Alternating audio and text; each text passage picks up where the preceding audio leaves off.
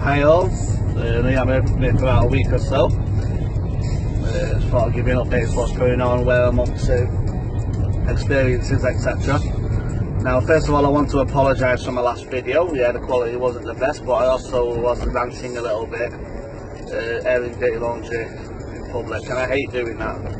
I do, but my justification for it is something that was affecting me and affecting my mental health. So this is why I did it. But anyway, there won't be much more of that, so don't worry too much about that. So what's been happening?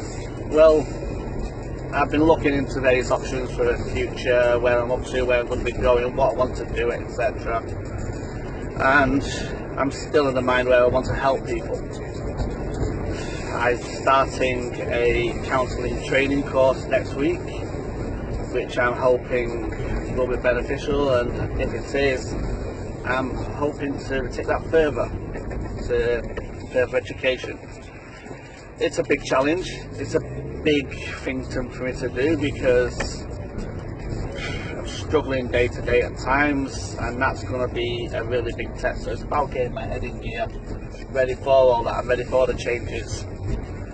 So yeah, so I don't know whether it's just my personality, the fact that I just jump in and do things that are big and extreme without thinking, or I don't know whether it's the fact that I actually want to do, but it's definitely something, not whether it's the fact that it's something that I should do, but it's something that I definitely want to do. I went down, I went really low, my mental health deteriorated in front of everyone's eyes but my own. This is a fact.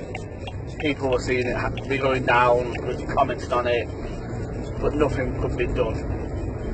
And I think if that can happen to me, it can happen to anyone. I mean, yeah, I know mine's mostly childhood memories that kind of bubbled up to the top and blew up. But it's still, my mental health was affected, it still hurt me, it's still having a lasting effect now. So it's been an eventful week. Went to the Lowry on Saturday, hoping to be able to walk around Christmas markets in peace. Unfortunately, I forgot that United were at home, and it was extremely busy, and my anxiety went boom through the roof. My heart rate was going at 120 beats per minute. My head was all over the place. My hypervigilance was so far gone. I could have probably give you 20 escape routes before anything even happened. But I tried my best to get around, did a little bits, and then off we got. So that was a big test. I had another test where I went to shopping centre on Sunday while everyone's doing their Christmas shopping. That was a big task for me, because it's West 1. Not too busy, not big place, but obviously the range is. So the car parking is very busy. I'm fearing that they're all going to be in the shops, and it was quite busy. Once again, my anxiety was quite high. I did have to go out a couple of times, but I think I managed to get through that. Also on Saturday, I think it was Saturday or Friday, we went to a traffic centre for something to eat. But we went at night, so it's not as busy. Still busy, don't get me wrong. Goes into the place where we're going to get something to eat, a Thai place, and they sit us right smack bang next to the fence that they got outside. So for those of you who know the traffic centre, you know in the eateries upstairs, you've got the inside, you've got the outsides. The outsides are full public view, full gaze, and that's where I was. Wow, I'm at an all-you-can-eat Thai food restaurant, and people are staring at me and watching me. Not easy, not nice, but I did it nonetheless. I persevered, I ate, I got the usual meals that I would do, and I got through it. So I'm proud of that, I'm glad of that. That was a big test for me. What else has happened? So I've been doing some Greater Manchester mental health training this week. I've been doing some of my personality disorder knowledge and understanding framework. There's 3 sections on that. I've just done section 2, so 3rd section's in a week or so. That was very emotional. It brought up a lot of thoughts, a lot of feelings. It also highlights how close PTSD and borderline personality disorder, or any personality disorder, can be. It's just a case of which person speaking to you at the time as to what they diagnose. Both are caused by childhood dramas, childhoods, bad childhoods, or schemas as they call it, take different ways. Both are maintained by stopping memories and stopping issues. Both come back with flashbacks, so there is a fine line between them. Like I said, it just depends on who diagnoses you on the day that you're in the hospital. Mine was PTSD, could have been that. So, pros and cons to it. You tell anyone you got a personality disorder, all of a sudden people think you're a weirdo, you're crazy, you're nuts, you're bonkers, you know, the usual. You tell someone you got PTSD, well, I get the two things. One of them is sympathetic, where people are sympathetic towards me. I don't like that. Just treat me like a human being. I am a human being. And the other response you get is, which war was you in? Because people are so blasé to what real truths are. It's not a war. It's from my war of a childhood. The biggest war of them all. The war of surviving as a youngster. But hey, that's life. So, another thing that happened. Doctors tried to ring them on Friday night for a repeat prescription. As they tell you to, ring after 2 o'clock, so I'm trying, they're not answering, no, it's engaged. So I don't get to do my prescription. I rings up on Monday. So I rang up on Monday and I said to him, I'm going to need his prescription for tomorrow because I have no tablets left. Okay, she says, not a problem. I'll see what I can do. So it goes in Tuesday, about 4:30, 5 o'clock, and I said, ask for a prescription. She gives me a prescription. It's got one item on it. It says there should be 4 items here, not just one. Oh, what are you missing? Everything else. I've got promazine, which usually signed off by the doctor, but nothing else. Okay, can you come back in an hour for them, and I'll get the doctor signed it. I goes home, and drama hits off in my head, flashback comes in my head full force. One thing leads to another, and I'm sat there self-harming to the point where I forgot to go for my prescription. So I'm grinning and bearing through this self-harming, through this fear, through the problems. I'm just cracking along with it like normal, as you do. And like I said, things just start getting worse. I was hitting at my head, I was doing it in secret, out of the way. I was hiding in the bathroom and smacking my head off walls because I felt that bad about myself. So I didn't go back to the doctors, I didn't get medication. That was a good night. Restless, up all night, bouncing about, up and down as you do. Anxiety is all over the place, stress is all over the place, flashbacks are coming back and flooding in. Then them flashbacks return to nightmares every time I close my eyes. But I got up the next day and off the trot to a training course. So I'm at this training course, this is the personality disorder one, and I'm watching these slides. We're talking about what causes them and how they can be prevented, how they can be cared for, etc., and schemas and how they work. And all the time I'm having flashbacks, but I'm not telling anyone, I'm not disclosing it, I'm just cracking on. Then gets a message at 2:30, ring me now. Turns out my daughter is trashing the home, she's attacking everyone, she's being really defiant, she's screaming and shouting, telling people to get out of my home. It's their fault that my home's a problem, it's their fault they destroyed my life, it's their fault they don't get any attention. So you're thinking, oh yeah, this is a big drama, it's got to be something really major to cause this. No. That morning, my daughter wakes up, I can't find my tie. But you came home with it. Yes, I took it off in my bedroom, but I can't find it. Right, well you need to find it, but I can't. Give me £4 and I'll buy another. No, I'm not giving you £4 to buy another tie when there's a perfectly good one in your bedroom that you've misplaced. You are so unfair. You are, well, put it to say, all the names under the sun came out. So we thought that was the end of it. When she came home, I said to my partner, when she gets home, ask for a tie, put it on the Christmas tree until it stays there until she gets attention. So my partner asked for the tie. Instead of giving the tie, like you should do, so it can go on the tree, she can learn the lesson and get it back in the morning, she starts screaming and shouting. She's attacking my partner, calling all the names under the sun, saying she's this, that and the other, telling them to drop dead and die, that she doesn't want them in her life, they're not part of our life, telling my partner's daughter the same, really aggressive, really snapping, really attacking, hitting them a lot, all over this tie. I get on the phone, I'm getting to come out on my training, and I'm getting abuse off there and trying to settle it, and it's just going on and going on and going on. It still went on until I got home. Now what do we know now about PTSD? Bad things happen, screaming shouting happen, no medication.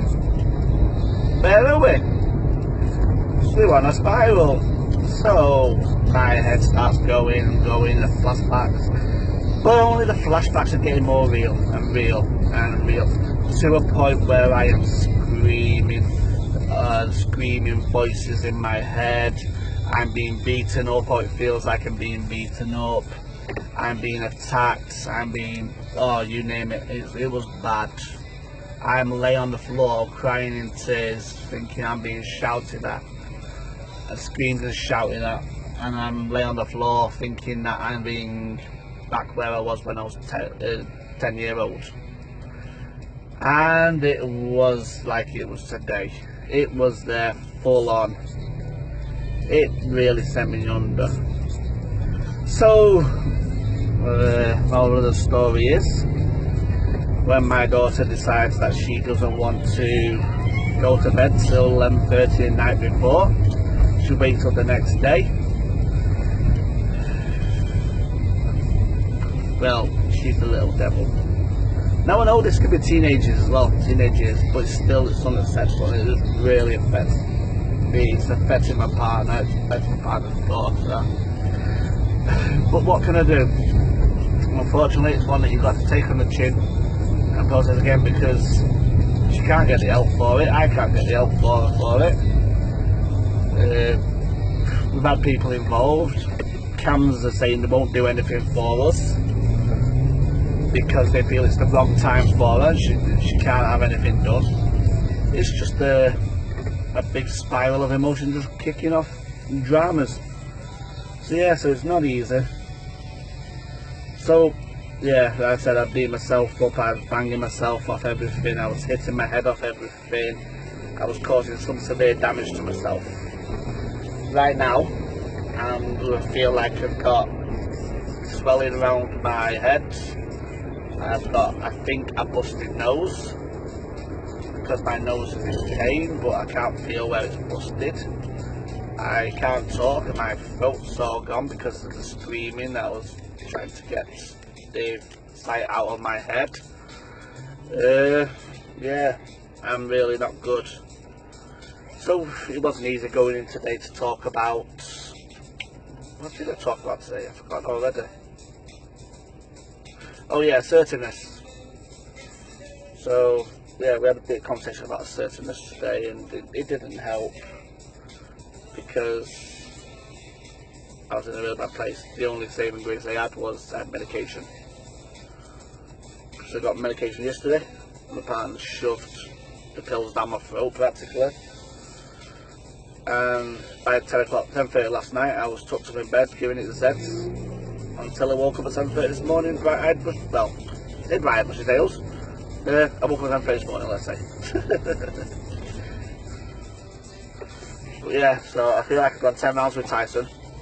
My whole face, head is all tender, nose is tender, but I know it's going to happen because it's what happens. My self-harm, for those of you who don't know, my self-harming is hitting myself in my head, my face, gouging at my ears, depending on how severe the flashbacks and memories are. As this one was a severe one, I was gouging at everything, which, yeah, technically is not good, but I did it nonetheless.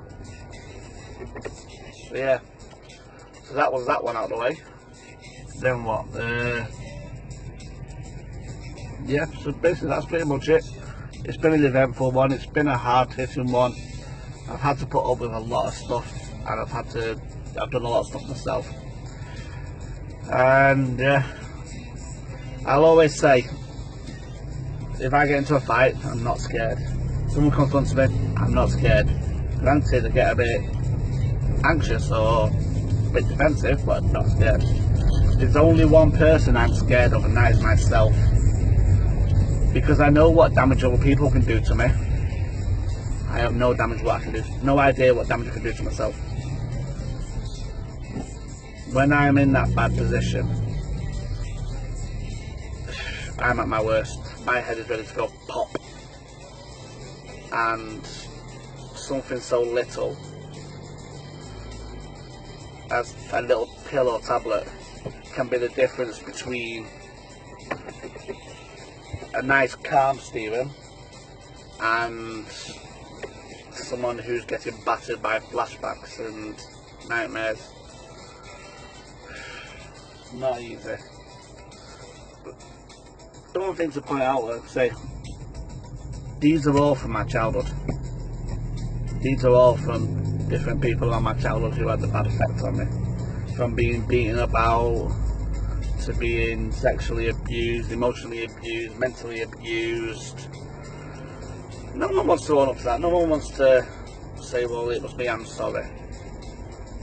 So, unfortunately, I've got no closure. People who hurt me the most have either passed away or don't care. So I've got to live with that now. My life at the end of the day is, here's Stephen, he's got PTSD. He takes antipsychotics, he takes antidepressants. He's got psychotic pills he carries around with him. That's his life.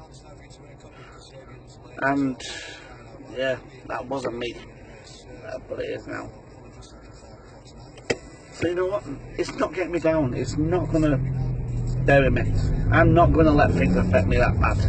I am going to carry on as normal. I'm going to do my learning. I'm going to do what I want. So I've got a 5-year plan.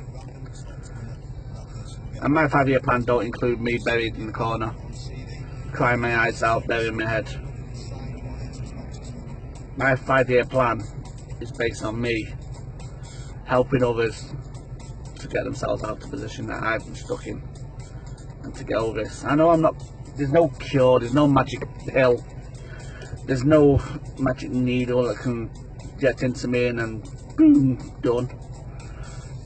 Yeah, I know this. This is my life now, so it's how I cope with it and how I deal with it. It's just a learning curve. I'll get there. I'm practically hoping that for 5 years I will be carefree, taking the stresses in stride, not reacting to it, not reflecting to it, not letting my head blow up, and have something done about the flashbacks so they don't come back anymore. If that means I'm stuck on antipsychotics for life, so be it.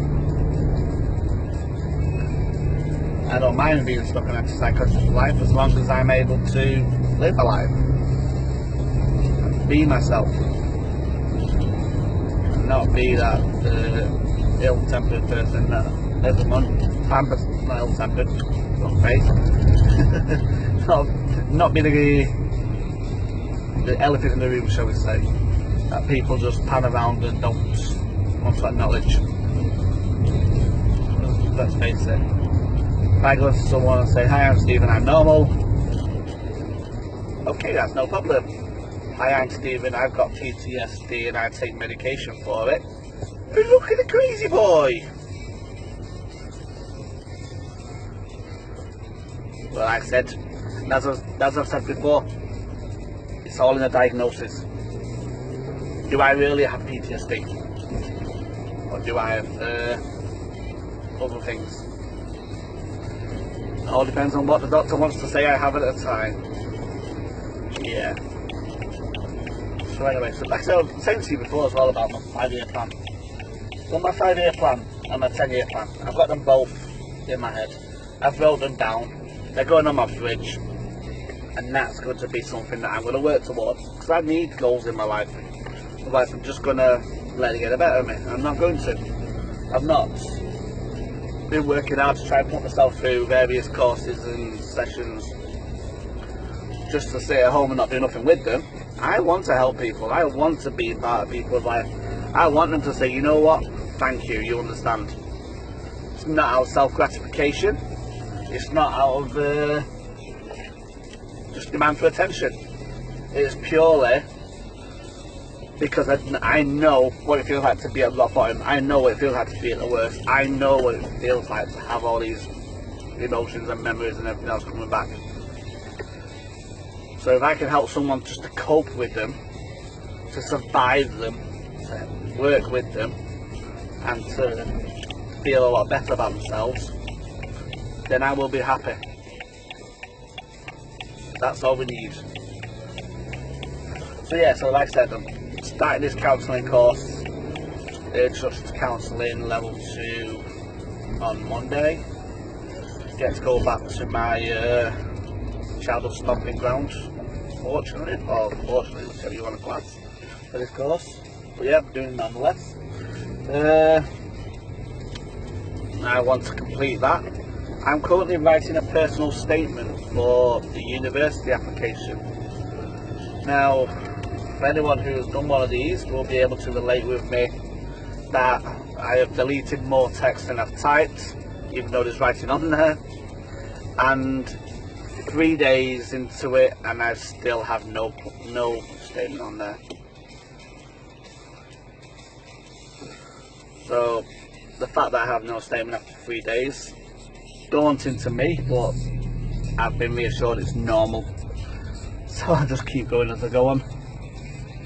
Get that statement done, get all my information into the application, get the application across, and hopefully by September I will be doing a psychology and a counselling and psychotherapy degree in Salford University or Manchester University. Hopefully. And then once I've done that, I get to do that at my own pace, which is amazing. Don't have to be rushed through it, don't have to do this, that and the other straight away. I get to do that at my own pace. So once I've done that, my next plan is to get in the community and help people. Downfalls with university: £9,250 a year. Not 3,000, not 4,000, not 5,000, £9,200 a year. The maximum allowed to charge for the university course, and that's how much this course is per year. You'd think they say maximum amount is this much, so we will charge it between the middle. No, they charge the maximum. So that's how much I've got to pay. I'm just hoping to get the finance right, otherwise I ain't doing anything. But then you get the student loans, you get all the finance on top, see what I'm entitled to in regards to assistance for books and computers and stuff, because I'm going to need a new computer. There's no way I can get through 3 years of heavy usage on what I've got so far. So yeah, it's all about preparation. I've got, what, 8 months to prepare for all that. So my preparation for that will be all psychological, building on what I'm working on, getting rid of my head issues, helping on my anxiety. I know I'm defective for life. I accept that I'm defective for life, but I'm going to survive, and I'm going to work on my survival the best way I can. best way I know, and that is by proving to myself and others that I'm not alone in this. So yeah, so sorry I've rambled on for a bit. I've gone through a lot, I've gone over a lot, and I'm sure you can sympathise with me with regards to why I did the last video. But I apologise. Once again, like I said, I shouldn't have aired my dirty laundry on public. Although I did catch just fire, I know I shouldn't have done it. But anyway, thank you for listening. If you've got this far and taking the time to listen to me, I'm going to try to do some more videos soon, and I'll obviously introduce you to the progression that comes along with it all. So thank you very much, and please feel free to share and comment.